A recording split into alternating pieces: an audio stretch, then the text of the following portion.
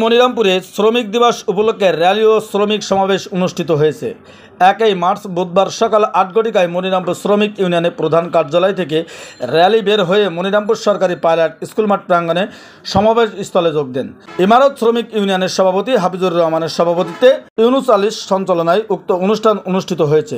বিশেষ অতিথি হিসেবে উপস্থিত ছিলেন সোনালী কর্পোরেশনের স্বত্ব অধিকারী আলহাজ আবু হোসেন বায়েজিদ ফিরোজ, মনিরামপুর বাজার কমিটির সভাপতি আলহাজ রবিউল ইসলাম মিঠু, মিম এন্টারপ্রাইজের স্বত্ব অধিকারী আলহাজ হাফিজুর রহমান, মনিরামপুর প্রেস ক্লাবের সভাপতি ফারুক হোসেন লিটন, বিজয় বিশ্বাস, শহীদুল ইসলাম, লিয়াকত আলী বিশ্বাস, রবিউল ইসলাম, শরীফুল ইসলাম, ইসমাইল হোসেন, আসাদুল ইসলাম, খোরশেদ আলম, আব্দুল আজিজ, শুকুর আলী সহ আরও অনেকে।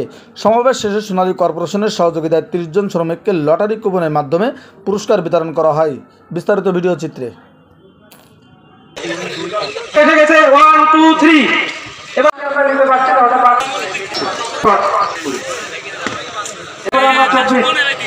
পুরস্কারটি চেক প্রদান করছে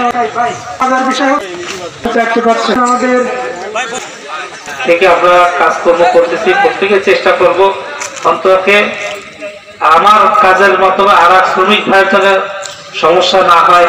অনেক সময় কাজের ক্ষেত্রে একে অপরের কাজ ধরার জন্য, পয়সা করার জন্য একে অপরের অনেক সময় রেট ফেট দিয়ে নেওয়া যে অনেক সময় সমস্যা হয়। তো এইসব সব সমস্যাগুলো যাতে সুন্দরভাবে সমাধান করা যায়, বা এই সংগঠন না থাকলে এদের নিয়ন্ত্রণ থাকে না। এই জন্য আমরা এই সংগঠনের জন্য সবাই একত্রিত হয়ে কাজ করবো না ইনশাল্লাহ। কি বলেন, করবো না ইনশাল্লাহ? আর আমাদের যেহেতু আজকে গরম, একটু পরে আরো গরম বাড়বে, আমরা অনুষ্ঠান